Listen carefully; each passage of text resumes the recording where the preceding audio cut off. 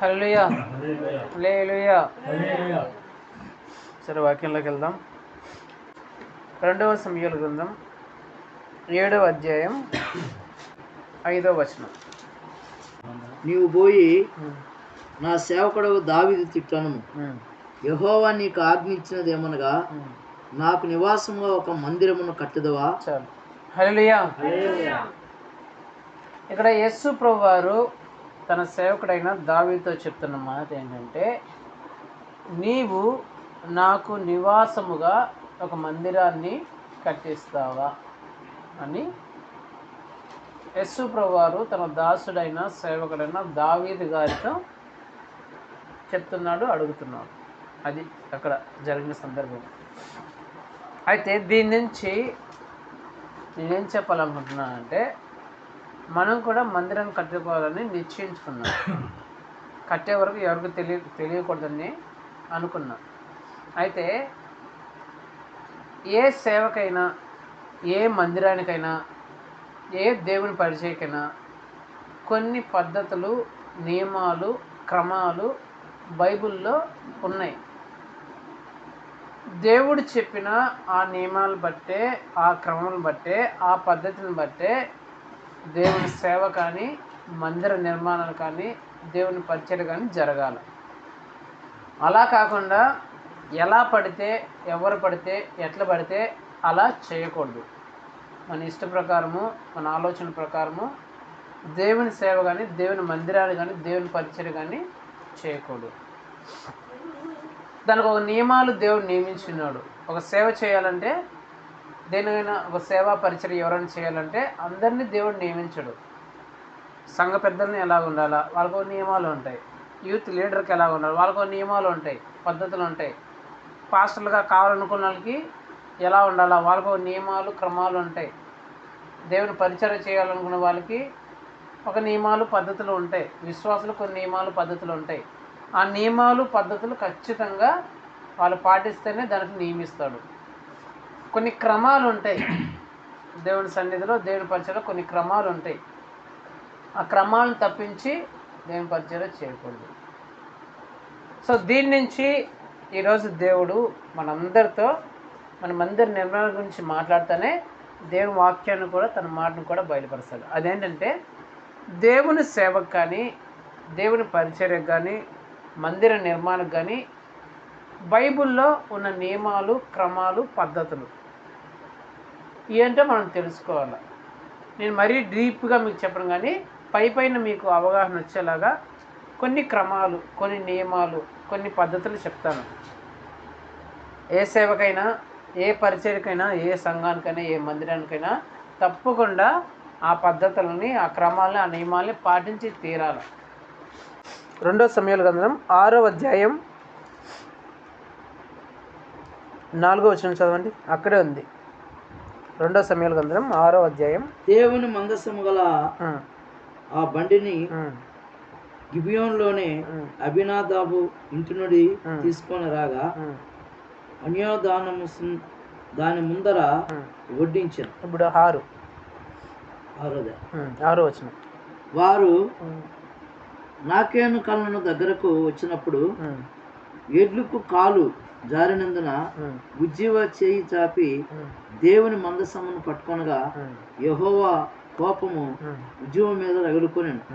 అతడు చేసిన తప్పిదమును బట్టి దేవుడు ఆ క్షణమందే అతనిని మొత్తగా అతడు అక్కడనే దేవుని మందసమును నొద్దనే పడి చనిపోయాడు. చాలు. ఇక్కడ జరిగిన సందర్భం అంటే, దేవుని మందసం అంటే దేవుని నిబంధన ఆజ్ఞ గల మందసమును దావీదు గారు తన నగరికి తెచ్చుకోవాలని ఆశపడ్డాడు. ఆశపడి ఒక కొత్త బండిని చేయించి ఆ బండి మీద మందసాన్ని పెట్టి లేవీయుల్ని ఆ బండి తోలమని చెప్పేసి దావీదు గారు ముందర నాట్యమాడుతూ, పాటలతో, స్తోత్రాలతో నాట్యమాడుతూ వెళ్తున్నారు. ఈ మందసం బండి వెళ్ళే దగ్గర ఆ లేవీలతో పాటు ఉజ్జా అనే ఒక వ్యక్తి ఉన్నాడు. ఎవరు? ఉజ్జా అనే ఒక వ్యక్తి. బండి పోతూ ఉంటే ఒక దగ్గర ఏమైందంటే ఎత్తు పొలాలు వచ్చింది. ఏమొచ్చింది? ఎత్తు పొలాలు వచ్చినప్పుడు ఏమవుతుంది?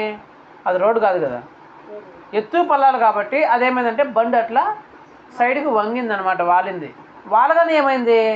ఆ నిబంధన దేవుని పలకలు ఆజ్ఞలు గల నిబంధన మందసము, బండి మీద ఉన్న నిబంధన మందసము జారిపోయింది. జారిపోయగానే అక్కడున్న ఉజ్జ ఏం చేసినాడు, అయ్యో దేవుని మందసం పడిపోతుందని చెప్పేసి దేవుని మందసాన్ని పట్టుకున్నాడు పడిపోకుండా. వెంటనే ఏం జరిగింది, సబాష్ ఉజ్జా సబాష్ మంచి పని చేసినావు అన్నాడు యేసుప్రభు గారు. ఏం చేశాడంట, అక్కడికక్కడే చంపేసినాడంట. ఉజ్జాని అక్కడికక్కడే చంపేసినాడంట. ఉజ్జా ఏమైనా చెడ్డ పని చేసినాడా?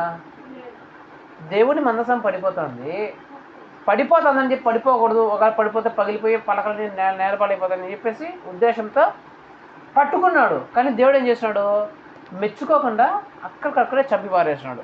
సరే చంపి పారేసిన ఈ ఉజ్జా ఏమన్నా పాపిష్టి మనిషి అంటే కాదు, చాలా మంచి వ్యక్తి, మంచి భక్తిపరుడు, దేవుని భక్తిలో నియమంలో బాగా పెరిగినవాడు, ఏ పాపం కానీ ఏ చెడు పని కానీ ఏ తప్పు కానీ చేయనివాడు ఇతను.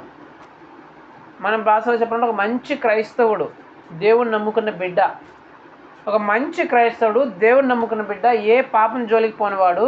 అలాంటి వ్యక్తి దేవుని మందసం పడిపోతుందే అని చెయ్యి చాపితే దేవుడు అతన్ని కనికరించక అక్కడక్కడగా చంపేసినాడంట. వార్నింగ్ కూడా ఇలా, అరే నువ్వు పట్టుకోకూడదా అని వార్నింగ్ కూడా ఇలా అక్కడికక్కడికే చంపేసినాడు.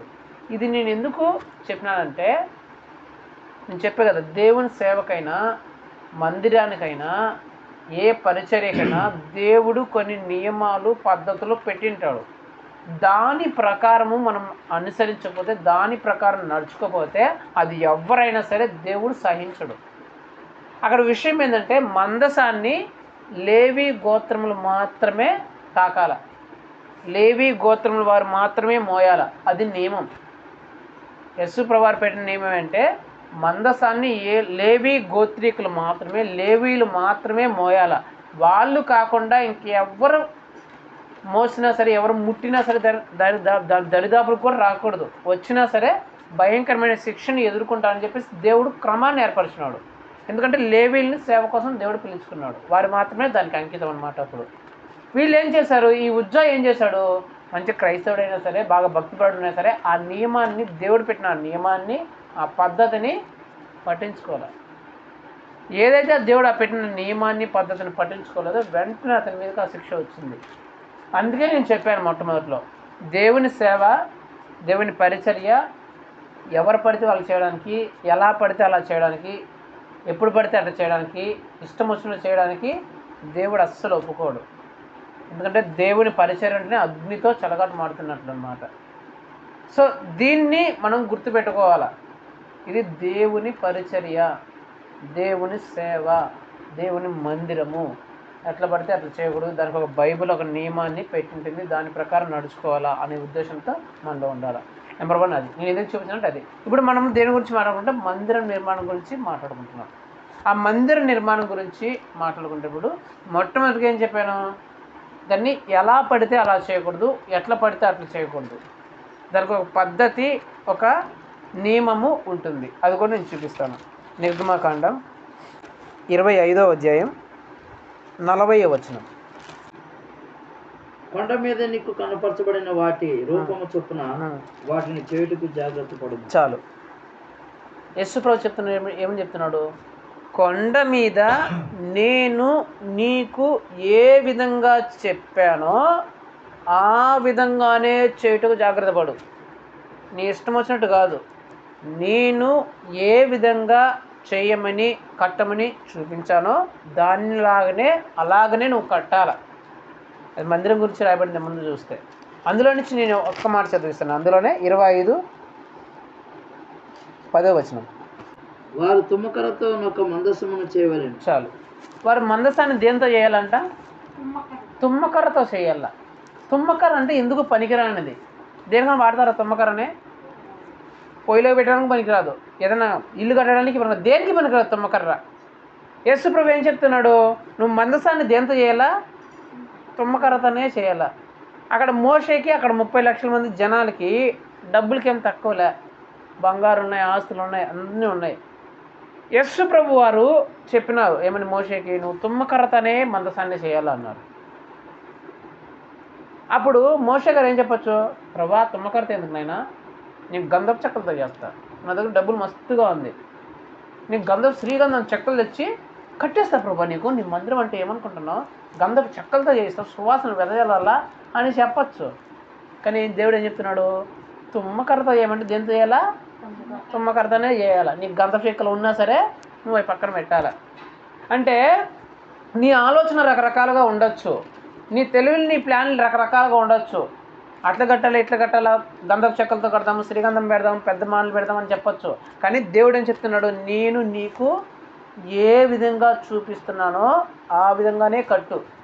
అంటే ఫస్ట్ ఏంటంటే దేవుని సేవలో కానీ, దేవుని పరిచర్యలో కానీ, దేవుని మందిర నిర్మాణంలో కానీ సొంత ఆలోచనలు ఉండకూడదు. మన సొంత ఆలోచన ప్రకారము, మన సొంత నిర్ణయాల ప్రకారము ఆ సేవను కానీ, ఆ పరిచర్యను కానీ, మందిర నిర్మాణం కానీ జరగకూడదు. ఒకటి దేవుడు ఎలాగ చెప్పాడో అలాగనే సేవ జరగాల, అలాగే మందిర నిర్మాణం చేయాలా, అట్లాగే ఉండాలి. దేవుడు చెప్పినట్లే ఉండాలి. నెంబర్ 1 ఎట్లా ఉండాలా, దేవుడు చెప్పినట్లే ఉండాలి. మందిర నిర్మాణం కానీ, సేవా పరిచర్య కానీ, క్రమాలు కానీ దేవుడు నియమించిన క్రమాల్లోనే, దేవుడు చెప్పిన పద్ధతిలోనే, దేవుడు చెప్పినట్లే ఉండాలి. కానీ ఏ మనిషి సొంత నిర్ణయాల ద్వారా, ఆలోచనల ద్వారా, పద్ధతుల ద్వారా ముందుకు వెళ్ళకూడదు. నెంబర్ 1. నెంబర్ 2, మందిరాన్ని ఎలా కట్టాలా. అదే నిర్గమకాండం 25వ అధ్యాయం 1వ వచనం. యెహోవా మోషేకి ఇలాగ సెలవిచ్చింది, నాకు ప్రతిష్టాత్మను తీసుకొని రండి, ఇశ్రాయేలుడితో చెప్పుము, మనస్పూర్వకముగా అర్పించు ప్రతి మనిషిని యొద్ద కానీ తీసుకుని వెళ్ళండి.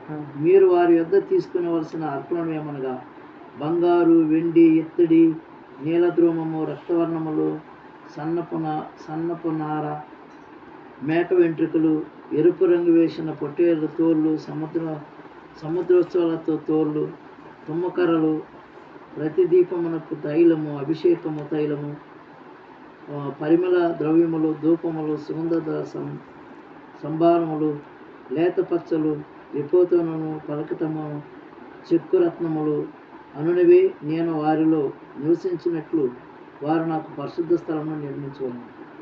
నేను నీకు కనపరిచిన విధముగా మందిరం యొక్క ఆ రూపము, దానిని ఉపకరణం బట్టి రూపమును నిర్మించవలను. చాలు. నేను నీకు కనపరచు రూపముగానే ఆ మందిరాన్ని, దాని ఉపకరణములన్నింటినీ నువ్వు కట్టాల. మందిరాన్ని నేను ఎలాగ చూపిస్తానో, ఆ మందిరంలో ఏమేమి ఎక్కడెక్కడ ఉండాలో దాని ప్రకారమే నువ్వు కట్టాలి. నీ ఇష్టం వచ్చినట్టు కట్టకూడదు అని చెప్తూ దేవుడు ఏం చెప్తున్నాడంటే, ఈ మందిరాన్ని ఎవరు కట్టాలా, ఎలా కట్టాలా అనే దాంట్లో దేవుడు చెప్తున్నాడంటే, ఈ మందిరాన్ని కట్టించాల్సిన బాధ్యత ఎవరిదంట, ఎవరిది, అందరిది. ఎవరిది, దేవుడు అదే చెప్తున్నాడు, మీరు నా మందిరాన్ని కట్టడానికి ప్రతిష్టార్పణలు తీసుకుని రండి అని జనులకు నువ్వు చెప్పు. నేను బిడ్డల్ని, నన్ను ఎవరైతే నమ్ముకున్నారో ఆ బిడ్డలకి నువ్వు చెప్పు. వాడి దగ్గర నువ్వేం తీసుకోవాలా, బంగారు నుంచి మొదలుపెట్టి తుమ్మకర్ర వరకు ఏదైనా తీసుకోవాలి.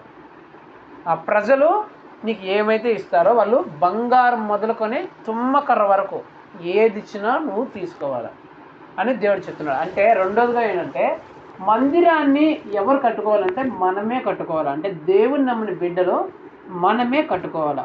ఆ మందిరానికి కావాల్సిన అన్నిటి ఎవరు సమకూర్చుకోవాలా, మనమే సమకూర్చుకోవాలా. అంటే బంగారు స్థాయి ఉండేవాళ్ళు బంగారాన్ని తీసుకురావాలా, తుమ్మకర్ర స్థాయి ఉండేవాళ్ళు తుమ్మకర్రను తీసుకురావాలా. అంటే ఎవరెవరు వాళ్ళ స్థాయిని బట్టి ఆ మందిరానికి ఏమేమి అవసరమో, అది డబ్బులు అవసరమా, ఇసుక అవసరమా, సిమెంట్ అవసరమా, ఏమేమి అవసరం అనేది ఎవరు తీసుకురావాలంట, మనమే. అంటే దేవుని నమ్ముకున్న బిడ్డలమైన మనమే వాటన్నిటిని సమకూర్చుకోవాలని దేవుడు చెప్తున్నాడు. ఇందులో మీకు చెప్పాల్సిన అనుకున్నాను ఏంటంటే, మందిరం కట్టాలని ఇప్పుడు కాదు, దాదాపు నేను 2 సంవత్సరాల ముందు నుంచే దేవుడు చూపించి చెప్పినాడు అనమాట. దానికోసం నేను అప్పటి నుంచే ఏం చేశానంటే, కొంచెం డబ్బుల్ని మందిరం కోసమనే కొంచెం ఎత్తిపెట్టడం జరిగింది, మందిర నిర్మాణం కోసమే. అలాగా దాదాపు ఇప్పటి వరకు ఒక 50 నుంచి 60 వేలు కూడబెట్టినాను మందిరం కోసమనే. ఎవరికి ఎత్తుకున్నా మందిరం కోసమే కూడబెట్టినాను. అది ఎలాగో కూడబెట్టినానంటే, మీకు ఒక ఇన్సిడెంట్ చెప్తాను. నేను ఎప్పుడైనా ఆఫీస్కి వెళ్తాను కదా, క్యారీ ఎప్పుడు తీసుకోమోను. మధ్యాహ్నం ఆకలి వేస్తుంది కదా, మధ్యాహ్నం హోటల్లో తినాలి కదా. హోటల్లో తినడానికి భోజనం ఖర్చు ఎంత? 60 రూపాయలు అంటే 70 రూపాయలు ఫుల్ మీల్స్. ఆ 70 రూపాయలు అనుకుంటాను నేను ఈరోజు హోటల్లో మధ్యాహ్నం వెళ్ళి తిని 70 రూపాయలు 70 రూపాయలతో అన్నం తినాలి అనుకుంటాను. అక్కడికి పోతే నాకు ఈ విషయం ఎప్పుడు గుర్తుంటుంది మైండ్లో, దేవుడికి ఒక మందిరాన్ని కట్టించాలా, నిర్మించాలా అని. అప్పుడు నేనేం చేస్తాను, ఈ 70 రూపాయలు ఒకవేళ నేను తింటే నా కడుపు నిండుతుంది, కానీ దేవుని మందిరాన్ని నేను కట్టించాలనే తపనతో నేనేం చేస్తాను తెలిసిన, బేకరీకి వెళ్ళి 10 రూపాయలు బన్ ఉంటుంది కదా, ఏదో కేక్, 10 రూపాయలు కేక్ తీసుకొని దాన్ని తిని అక్కడ నీళ్లు తాగి మిగిలిన 60 రూపాయలు దేవుని మందిరం కోసం పక్కన పెట్టాను. నేను ఎంత కనుక్కున్నా తినడానికి 70 రూపాయలు నిర్ణయించుకున్నా తినేయాలని.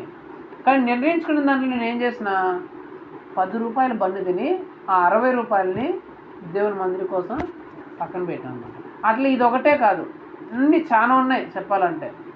క్రిస్మస్ కోసం మీరు అందరూ బట్టలు కొనుక్కున్నారు కదా, నేను కూడా అనుకుంటాను ఎంత 2000 బట్టలు కొనుక్కోవాలా, మంచి బట్టలు కొనుక్కోవాలా అని. కానీ ఆ సమయం వచ్చినప్పుడు నాకేమనిపిస్తుంది, అరే మందిరం కట్టాలా, మందిరం నిర్మించినప్పుడు డబ్బులు లేకపోతే ఎట్లా అనేసి 2000 అనుకుంటాను కదా నేను కనుక్కోవాలని ముందు. కానీ ఆ టైం వచ్చినప్పుడు ఏం 300 రూపాయలు ప్యాంటు షర్ట్ కొనుక్కొని మిగిలిన 1500 1600 ఉంటుంది కదా, దాన్ని మందిరం కోసం పక్కన మందిరం కోసం సపరేట్గా తీసి దాచిపెట్టింది. అలాగే ఎవరైనా కానుకలు ఇచ్చినట్టు ఒక్క రూపాయి కూడా వాళ్ళు అన్నీ మందిరం కోసం పక్కన పెట్టుకున్నారు.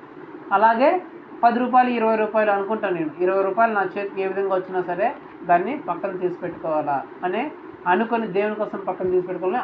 20 రూపాయలు ఏ రకంగా వచ్చినా, సంతలో పోయి వచ్చినా, బస్సులో వెళ్ళినప్పుడు వచ్చినా, లేకపోతే ఎక్కడ ఎవరు ఇచ్చినా సరే ఆ 20 రూపాయలని సపరేట్గా తీసి పెట్టాను. అట్లాగా 2 సంవత్సరాల నుంచి ఇప్పటి వరకు దాదాపు 50,000 నుంచి 60,000 వరకు నేను కూడబెట్టిన. దేనికోసము? మందిరం కోసము.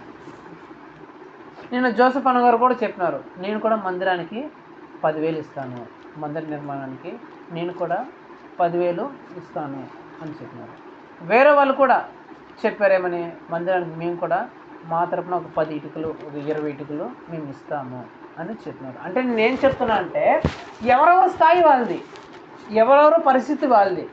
కానీ దేవుడు చెప్తున్న మాట ఏంటి, మీరు నా కోసం మందిరం నిర్మిస్తారా, నేను చూపించిన విధంగా మీరు నా కోసం మందిరాన్ని నిర్మిస్తారా అని దేవుడు చెప్తున్నాడు. అంటే రెండోదిగా మనం మందిరం ఎలా నిర్మించాలంటే, మన స్థాయికి తగినట్టు ఆ మందిర నిర్మాణంలో మనం పాలు పొందా. అది వస్తు రూపంలో కావచ్చు, డబ్బుల రూపంలో కావచ్చు, మరి శ్రమ రూపంలో కావచ్చు, ఏ రూపంలో అయినా కావచ్చు, ఎలాగైనా కావచ్చు. ఎక్కడైనా బయట చూడండి, మందిరాలు కట్టేటప్పుడు చూడండి, కొందరు మేము సిమెంట్ ఇస్తామంటారు, కొందరు మేము ఇసుక ఇస్తాం, కొందరు కమ్మి ఇస్తామంటారు, కొందరు తలుపులు చెక్కలు ఇస్తామంటారు. అంటే రకరకాలు ఉంటాయన్నమాట. నువ్వు ఏది ఇచ్చినా చెప్పిన కదా, బంగారు స్థాయి నుంచి తుమ్మకర వరకు దేన్ని నువ్వు వద్దని చెప్పాలి, అన్నీ తీసుకోవాలి. దేవుడు చెప్పిన మాట నువ్వు బంగారే తీసుకొని చెప్పలా, బంగారు నుంచి మొదలుపెట్టి పనికిరాని తుమ్మకర వరకు తీసుకొని వచ్చి అన్నిటినీ నువ్వు తీసుకోవాల్సిందే ఇచ్చిన వాళ్ళ దగ్గర అని దేవుడు చెప్తున్నాడు. అంటే రెండోదిగా ఏంటంటే, ఆ మందిర నిర్మాణానికి ఏవైతే అవసరమవుతాయో వాటిని మనమే సమకూర్చుకొని మనమే కట్టుకోవాలి. రెండోది. మూడోది ఏంటంటే చూడండి, నెహెమ్యా 4వ అధ్యాయం పేజ్ నెంబర్ 403, 4వ అధ్యాయం 16వ వచనం. అయితే అప్పటి నుండి నా పనివారిలో సగం మంది పని చేయించు వచ్చిరి, సగం మంది ఈటెలను, బల్లెములను, మిడ్లను, కవచములను ధరించిన వారై వచ్చిరి. అధికారులు వీధులలో ఆ ఇంటి వారి వెనుకను నిలిచిరి. గోడ కట్టువారును, బరువులు మోయవారును, బరువులు ఎత్తువారును ఒక్కొక్క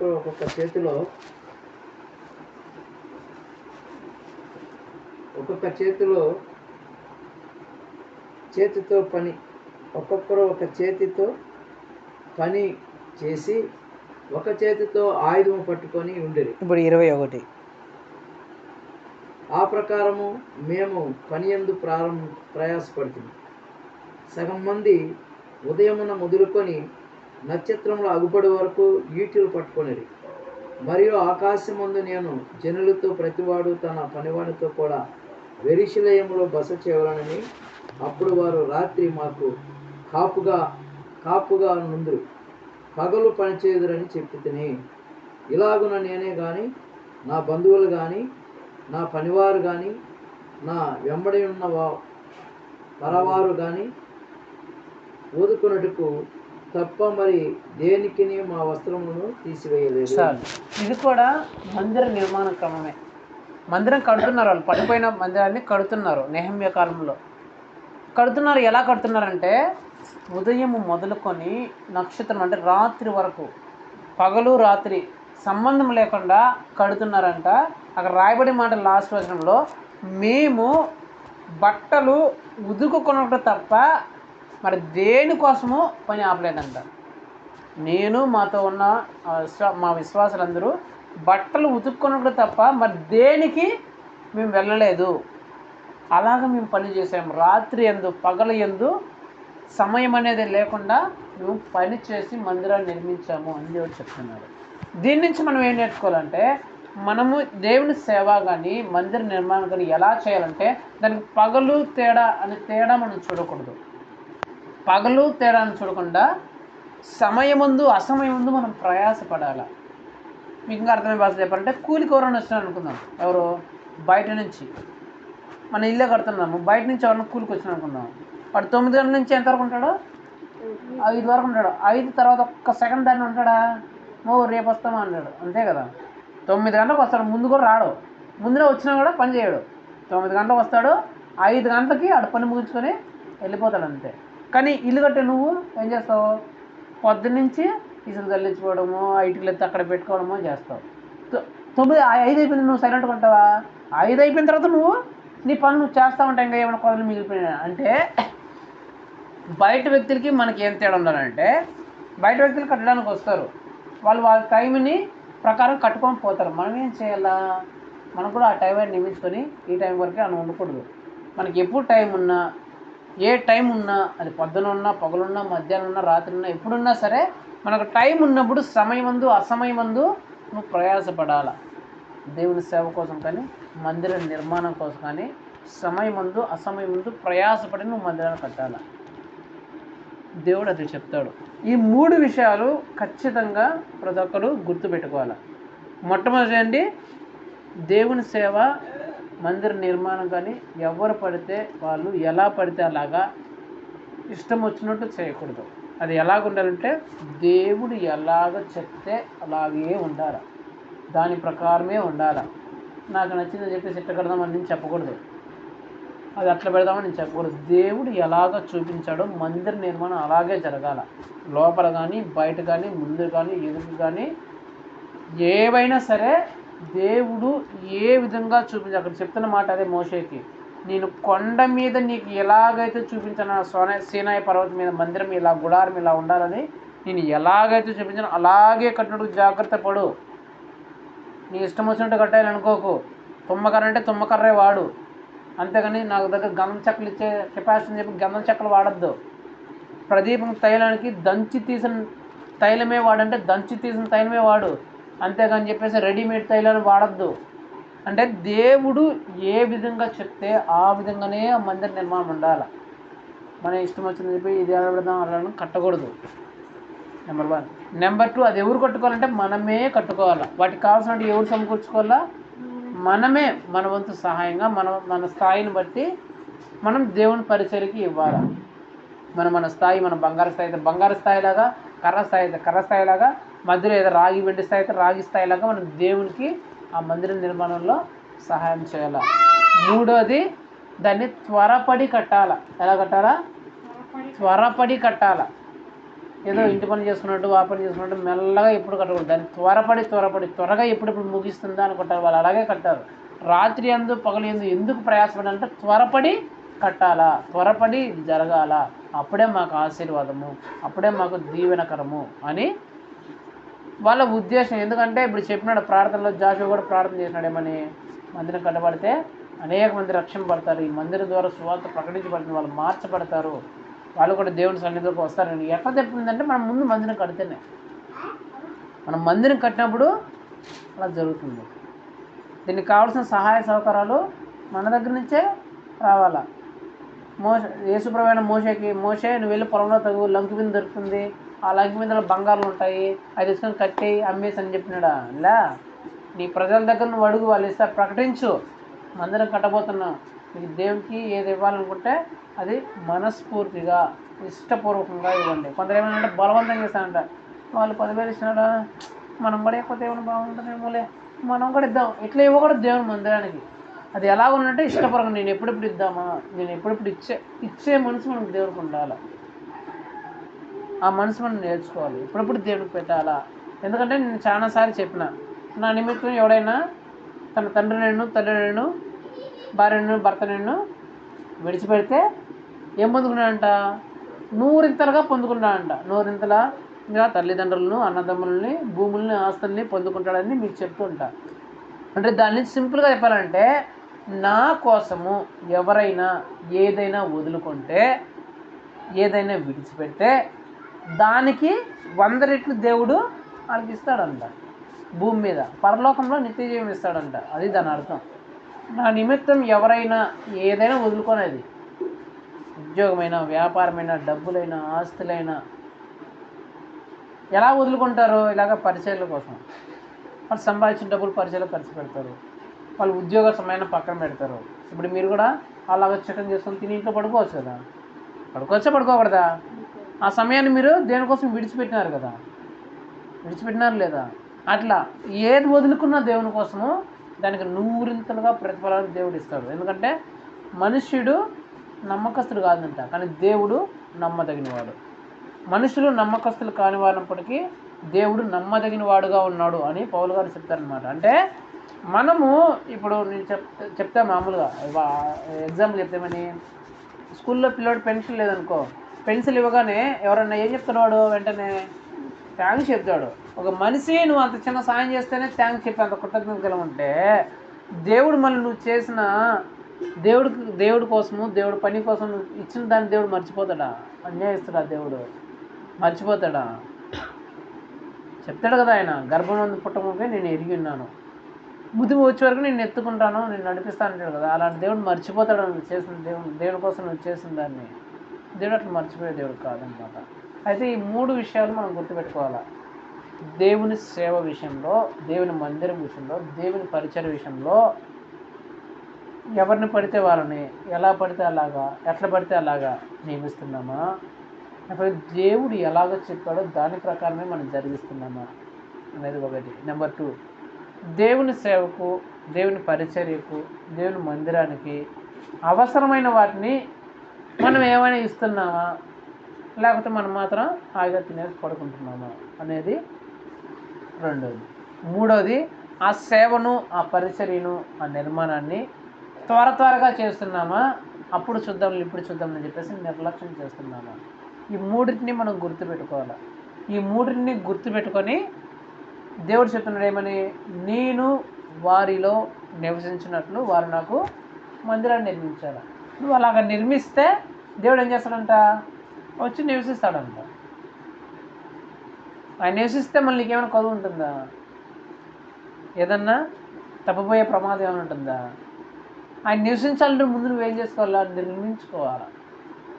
ఆయన నివసించాలంటే నువ్వు నిర్మించుకుంటే ఆయన వచ్చి నివసిస్తాడు. అదే చెప్తున్నాడు నిర్గమకాండం 25 అధ్యాయంలో, నేను వారిలో నివసించినట్లు నాకు వారు ఒక మందిరాన్ని నిర్మించుకోవాలి. అయితే ఎలా ఉండాలంట, నేను ఎలాగైతే ఆ మందిరాన్ని నిర్మించమని చూపించమని చెప్పానో ఆ విధంగా నిర్మిస్తేనే ఆయన నివసిస్తాడు. మన ఇష్ట ప్రకారం నియమించేస్తే ఆయన నివసించడు. ఆయన ఏ విధంగా ఆ మందిరం ఉండాలా అని చూపించాడో దాని ప్రకారము ఆ మందిరం నిర్మింపబడితేనే దేవుడు అందరికి వచ్చి నివసిస్తాడు అన్నమాట. కాబట్టి ఈ 3 విషయాలు మీరు జ్ఞాపకం చేసుకోండి. నేను కూడబెట్టిన డబ్బులు పెట్టినాను కాబట్టి అది రావడానికి మంగళవారం బుధవారం నా చేతికి వస్తుంది. ఆ తర్వాత మెటీరియల్ అంతా మనము కొంటాం. వాళ్ళు కూడా దేవుని పని కోసము 10,000 మేము ఇస్తాము, మా తిప్పలేదు మేము పడి మేము 10,000 ఇస్తాము అన్నారు. అది వాళ్ళు దీవిస్తాడు, దేవుడు చూసుకుంటారు ఇచ్చేది. మీరు కూడా మీ ఇష్టం, అది మీరు ఎప్పుడు ఇస్తారని దేవుడు చూడండి అనమాట. కట్టేటప్పుడు ఇస్తారా, మధ్యలో ఉన్నప్పుడు ఇస్తారా, లాస్ట్లో ఇస్తున్నప్పుడు మీరు ఏది ఇస్తారా, వస్తు రూపంలో ఇస్తారా, డబ్బుల రూపంలో ఇస్తారా అని దేవుడు చూడడు. నువ్వు ఎలా ఇస్తున్నావు అని మనసునే చూస్తాడు. నేను ఎందుకు చెప్తున్నానంటే, మందిరంలోనికి వెళ్ళారు ఎవరు, ధనవంతులు ఉన్నారంట, పేద విధవరాలు ఉంది. ధనవంతులు డబ్బులు వేసినారు, పేద విధవరాలు డబ్బులు వేసింది. ధనవంతులు ఎంత వేసినారు? 1000 రూపాయలు కానుకలు మనం వేస్తాం కదా కానుక. ఒకడు 500 వేసినాడు, ఒకడు 1000 రూపాయలు వేసినాడు, ఒకడు 2000 వేసినాడు. ఈ పేద విధవరాలు ఎంత వేసింది? 2 రూపాయలు వేసింది. ఎంత వేసింది? 2 రూపాయలు వేసింది అంతే. యేసుప్రభు ఏం చెప్పినాడు? ఆ ధనవంతులు వేసిన దానికంటే ఏమి వేసింది ఎక్కువ అని చెప్పినాడంట. ఎంత వేసింది? ఆ ధనవంతులు అంతా కలిపి ఎంత వేసింటారు? ఒకవేళ ఒక్కొక్కడు 500 1000 రూపాయలు వేసుకున్నా, మినిమం వేసుకున్నా ఎంత వేస్తుంటారు? దాదాపు అక్కడ 100 మంది ఉన్నారనుకో, దాదాపు 50,000 వేసింటారు కానుక. ఒకరోజు ఆదివారం సండే కానుక ఎంత వేసినారు? 50,000 వేసినారు ధనవంతులు అందరూ కలిపి. ఏమంత వేసింది? 2 రూపాయలు వేసింది. కానీ యేసుప్రభు అంటున్నాడు ఈ 2 రూపాయలు ఎక్కువ రాదంట ఆ 50,000 కంటే. అంటే దేవుడు ఏం చూస్తాడు? నువ్వు ఎంత వేస్తున్నావు, ఏం వేస్తున్నావు చూడు. నువ్వు వేసే మనసు ఎలాగుంది, దేవుడికి ఇచ్చే మనసు ఎలాగుంది అని చూస్తాడు. వాళ్ళకి ఏం తేడా ఏంటంటే వాళ్ళు కలిగి ఉన్న దాంట్లో వేసానంట. అంటే 1000 రూపాయలు ఉంటే 100 రూపాయలు వేసినాడు కానుక. వాడి దగ్గర ఎంత ఉంది? 1000 రూపాయలు ఉంది వాడి జోలో. కానుక ఎంత వేసినాడు? 100 రూపాయలు వేసినాడు. ఈమె దగ్గర ఉండేది 2 రూపాయలు అంట. ఆ వారం అంతా పోయి వచ్చింది సంపాదించుకుందంతా 2 రూపాయలు సంపాదించుకుంటే ఆ 2 రూపాయలు దేవుడి కంటే నాకు మించింది ఏం లేదని చెప్పేసి దేవుడికి వేసిందంట 2 రూపాయలు. అది దేవుడు చూస్తాడు, ఇచ్చే మనసు చూస్తాడు దేవుడు. నువ్వు ఎలాంటి మనసుతో ఇస్తున్నావు అని చూస్తాడు తప్ప నువ్వు ఎంత ఇస్తున్నావు ఏమి ఇస్తున్నావు దేవుడు ఎప్పుడు చూడు. హేబేలు ఉన్నాడు, కయ్యూను ఉన్నాడు. హేబేలు అర్పణ తెచ్చినాడు, కయ్యూను కూడా అర్పణ తెచ్చినాడు. కయ్యూను ఎట్లా తెచ్చినాడు? పంట పండింది, పంటలో కొంచెం తీసుకొని వచ్చేసినాడు. హేబేలు ఏం చేసినాడు? పోయి ఆ గొర్రె మందులో పోయి మంచి బాగా యవ్వనంలో ఉండేది ఆ గొర్రె పొట్టేలు తీసుకొని బాగా బలిసిందని, బాగా కొవ్వు పట్టిందని వెతికి ఏది బాగుంది అని ఎత్తుకు తీసుకొచ్చినాడు. ఇతడు అర్పణ ఇచ్చినాడు కయ్యూను, హేబేలు అర్పణ ఇచ్చినాడు. కానీ యేసుప్రభు ఏం చెప్పినాడు? హేబేలు అర్పణనే అంగీకరించినాడు, కయ్యూను ఇవ్వలేదా? కానీ ఇచ్చే మనసు సరిగ్గా లేదు. సనుక్కుంటా ఇవ్వాలి కదా, ఎట్లా ఇవ్వకపోతే ఎట్లా అని కొనుక్కుంటా మనసు ఇచ్చినాడు కయ్యూను. అందుకే ఏదోటి తెచ్చి ఇచ్చేసినాడు. అందుకే ఇవ్వాలా, దేవుడు ఒప్పుకోవాలా, నీ కానుక అవసరం లేదని చెప్తాడు. నేను చాలాసార్లు చూడండి, నాకు చాలాసార్లు మంది ఎవరైనా డబ్బులు ఇస్తే నేను వాళ్ళ అంత ఆషామాషిగా నేను డబ్బులు తీసుకుని వాళ్ళ కానుక తీసుకున్నాడు. వాళ్ళ జీవితం ఎట్లా ఉందో చూస్తా. వాళ్ళు పరిశుద్ధంగా జీవిస్తా అంటే కానుక నేను తీసుకుంటా, పరిశుద్ధంగా తీసుకుంటా. నీ కానుక నాకెందుకంట, నీ డబ్బులు నాకెందుకు, దేవుడికి ఎందుకు, మాకు అవసరం లేదు. నువ్వు ముందు దేవునికి ఇష్టానుసారంగా జీవిస్తుంటే నువ్వు అప్పుడు కానుకిస్తే నేను దాన్ని తీసుకొని మిమ్మల్ని ఆశీర్వదిస్తాను, ఆశీర్వాదం మీ మీద ఉంటుంది. అట్లా కాకుండా మీరు ఇష్టానుసారంగా జీవిస్తూ కానుక తీసుకోండి అనుకుంటే అలాంటి కానుక మాకు అవసరం లేదు. అంటే మేము ఇచ్చే మనసును చూస్తాం కానీ దేవుడైనా సేవకులను ఇచ్చే మనసును చూస్తారు కానీ మీరు ఏమి ఇస్తున్నారని ఎప్పుడు చూడరు. ఆంజనేయ సిప్పారు కూడా అంతే. దేవుని కోసము మేము పొలాన్ని అమ్మేసి డబ్బులు ఇచ్చేస్తాం అనుకున్నారు. కానీ ఏం జరిగింది? పొలాన్ని అమ్మి ఎక్కువ డబ్బులు రాగానే సగం దాచిపెట్టుకొని సగం పేదరి దగ్గర తీసుకొని పేదరు ఏమైనా డబ్బులు తీసుకున్నారు. అబ్బా చాలా తీసుకొచ్చినమ్మా, గాడ్ బ్లెస్ యూ, యెహోవా నిన్ను దీవించినాక, యేసుప్రభువు నిన్ను దీవించినాక నీ పిండి పూజలు తొట్టె, నీ పశువులు, నీ పంటలు అన్నీ దీవించేస్తారు. యేసుప్రభువు ఉన్నాడా? ఏమనలే. నీ మనసు ఎట్లుందో మా అసలు చూసుకో. నువ్వు అసలు దేవుని సన్నిధిలో ఏం నిర్ణయించుకున్నా, ఏమి ఇచ్చినావు పో, నీకు అవసరంలే. నీ డబ్బులు తీసుకుని నువ్వే పో, నీ ప్రాణాలు పోతుంటే ఇద్దరు చచ్చిపోయారు అట్లే. అంటే దాని అర్థం ఏంటంటే మనం ఇచ్చేటప్పుడు కొనుక్కోక దేవుడు చెప్తున్నాడు స్వేచ్ఛార్పణగా వాళ్ళ దగ్గర తీసుకోండి. బంగారైనా తుమ్మకరైనా వాళ్ళు ఇష్టపూర్వకంగా ఇవ్వాలా, మనస్ఫూర్తిగా ఇవ్వాలా. అది ఎంత ఇస్తే అంత ఇవ్వాలా, ఎప్పుడు ఇస్తే అప్పుడు ఇవ్వాలా, ఎన్నిసార్లు ఇస్తే అన్నిసార్లు నువ్వు తీసుకోవాలా. బలవంతంగా ఇస్తే నువ్వు తీసుకోవద్దు, కోటి ఇచ్చినా సరే నువ్వు తీసుకోవద్దు బలవంతంగా. స్వేచ్ఛార్పణగా మనస్ఫూర్తిగా ఇష్టపరంగా 100 రూపాయలు ఇచ్చినా తీసుకో అని దేవుడు చెప్తాడు అనమాట. సో ఆ మందిర నిర్మాణాన్ని నాకు కూడా దేవుడేమి, ప్రవీణ్ మీరు మీ పొలంలో తగ్గండి, లంకిమైన దొరుకుతుంది మీకు, లంకిమైనలో బంగారం ఉంటే దాన్ని కట్టేది చెప్పలా దేవుడు. నేను దాన్ని కూడబెట్టుకొని దేవుడిని నాకు మందిరం కట్టించాలనే కోరిక. కాబట్టి అప్పటి నుంచి దాదాపు 2 సంవత్సరాల నుంచే ఇట్లా నా కోరికలను ఆశలని పక్కన పెట్టి దాన్ని ఒక్కొక్క రూపాయి కూడబెడతా. మీరు దాదాపు 60,000 వరకు కూడబెట్టినా అనమాట. ఎవరికి తెలియదు ఇది. దాన్ని సపరేట్గా కూడబెట్టి 60,000 చేసుకున్నాను అనమాట. దానితో పాటు ఇంకా సేవకులు విశ్వాసాలు ఇచ్చేది దాన్ని కలిపి ఎంత అవుతుందో దాన్ని కడతాం. ఇంకది ఎంత సరిపోదనుకుంటే మళ్ళీ అప్పైనా చేస్తాం. ఎందుకంటే దేవుడు మనం దేవుని కోసం చేస్తున్నాం, తీర్చేది మళ్ళీ దేవుడే. నేను ఎప్పుడు ఒకటే అనుకున్నాను, నేను దేవుడికి ఎంత ఇచ్చినా 60,000 ఇస్తాను కదా, దేవుడు నాకు ఖచ్చితంగా ఏదో ఒక రూపంలో 60,000 కంటే 100 రెట్లు అంటే 60 లక్షల రూపాయలు డబ్బు రూపం లేకపోయినా ఆశీర్వాదం రూపంలో, ఇంటి రూపంలో, పొలం విషయంలో, పశువుల విషయంలో, నా ఉద్యోగ విషయంలో ఏదో ఒక రూపంలో దేవుడు దాన్ని నాకు తగిన సమయంలో ఇస్తానని నా నమ్మకం అనమాట. కాబట్టి దేవునికి ఖర్చు పెట్టే విషయంలో నేను ఎప్పుడు వెనకపోను. మీరు ఎప్పుడైనా చూసుకోండి, దేవునికి ఖర్చు పెట్టే విషయంలో నేను ఎప్పుడు వెనక్కడిగే వేయను అనమాట. అసలు దేవుడికి చీప్గా ఇచ్చే అలవాటే నాకు లేదు ఎప్పుడు కానీ నాకు దేవుడికి అట్లా ఏదో ఇద్దాం లేనట్టుగా ఇచ్చే అలవాటే నేను ఎప్పుడు పెట్టుకోను అనమాట. ఏం చిన్న బెస్ట్గా మంచిదిగా ఇవ్వాలనే ఉద్దేశాన్ని తాత్పర్యమైన కలిగి ఉంటాను.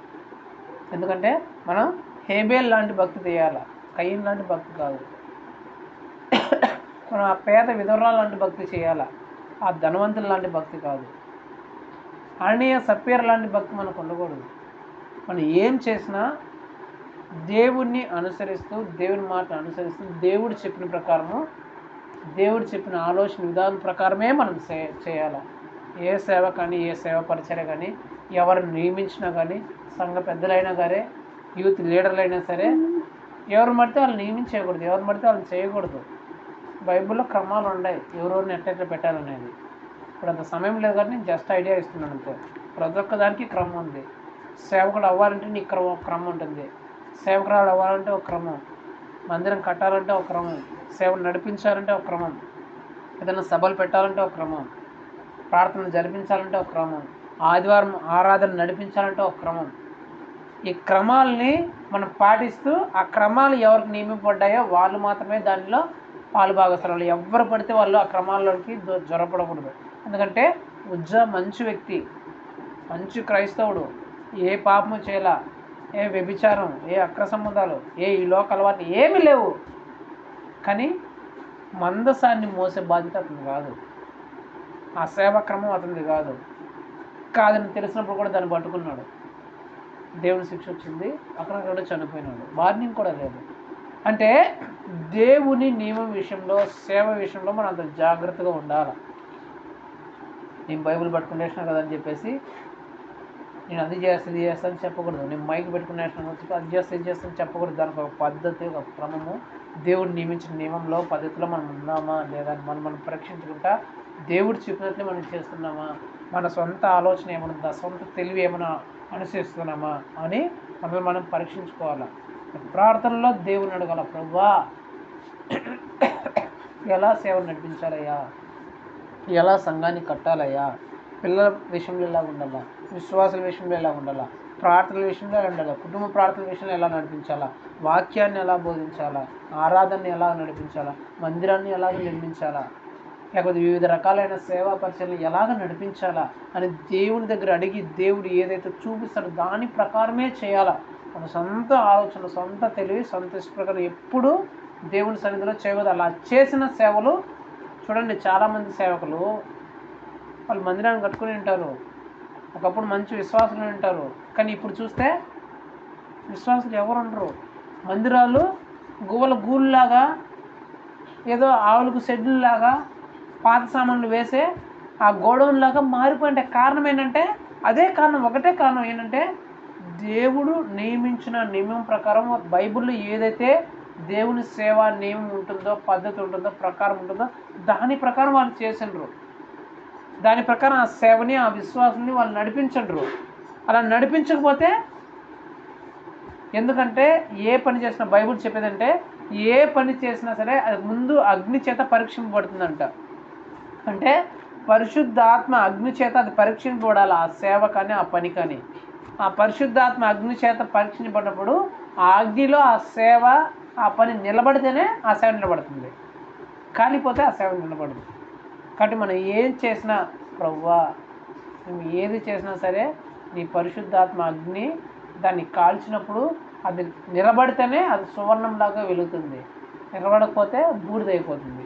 కాబట్టి ఆ విషయాన్ని మనం గుర్తుపెట్టుకొని దేవుడు చెప్పిన నియమం ప్రకారం మనకు ఒకరు సహకరించుకొని ఆ పని మనమే త్వరగా చేసేలాగా మనం ముందుకు వెళ్ళాలి. సో ఇందులో 3 అవసరాలు ఖచ్చితంగా అవసరమని మీకు చెప్పా ఆల్రెడీ పోయిన సరే. ఏ సేవకైనా, ఏ దేవుని పనికైనా, దేవుని పరిచర్యకైనా 3 రకాల సహాయాలు ఖచ్చితంగా అవసరం. మొట్టమొదటి సహాయము ఆత్మీయ సహాయం. ఏంటి ఆత్మీయ సహాయం అంటే ప్రార్థన సహాయం.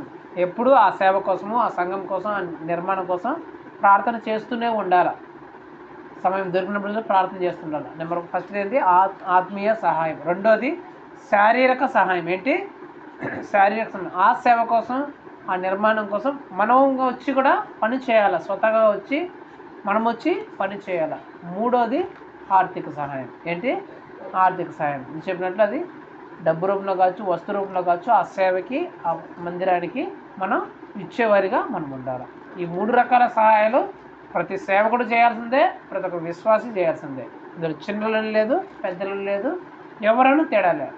అది ముగ్గురు అందరూ కలిసి దేవుని సేవను చేస్తే దేవుడు మనలో వచ్చి నివసించి, దేవుడు మన ద్వారా అనేక మందిని మనకు వెలిగించి మనల్ని అందరికంటే అత్యున్నతమైన స్థితిలో దేవుడు ఉంచుతాడు.